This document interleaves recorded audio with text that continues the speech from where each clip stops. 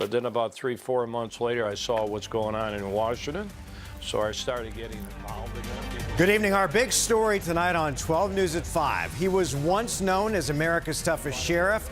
Now, could we be looking at America's toughest senator? Joe Arpaio throwing his hat into the ring today, looking to replace Senator Jeff Flake. The surprising news comes just over a year after Arpaio lost his re-election bid for Maricopa County Sheriff. So what led to this big decision, and what does it mean for what's sure to be a high-profile race? We have live team coverage tonight, and we begin with Team 12's Bram Resnick with what Arpaio is saying. Bram? So why is Joe Arpaio running? Well, he doesn't like people like me saying he's never running again. Arpaio told me that when I spoke to him today.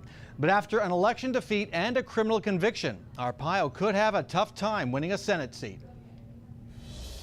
For years when he was sheriff, Joe Arpaio teased voters about running for higher office. Now that he's out of office, Arpaio wants back in.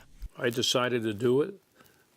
I think I have something to give back to our country and to the people of Arizona. The 85-year-old Arpaio was trounced 2 years ago in his bid for a 7th term.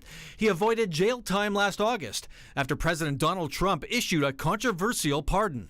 I stand by my pardon of Sheriff Joe, and I think the people of Arizona who really know him best would agree with me. In this Senate race, Trump's blessing could hand the Republican primary to Arpaio. Arpaio's already proved he's a prolific fundraiser. He hauled in almost $10 million for a county sheriff's race. But Arpaio also has political baggage, 25 years of it.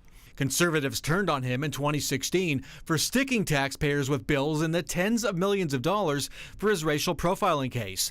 The former lawman also has a conviction on his record that Trump didn't erase. Awaiting Arpaio in the Republican primary are Kelly Ward, a former state legislator. Today, Ward dumped her mentor, Steve Bannon, who's now a Trump enemy. Tucson Congresswoman Martha McSally is expected to enter the Senate race on Friday. But the senator they all want to replace doesn't believe Arpaio will be on the ballot.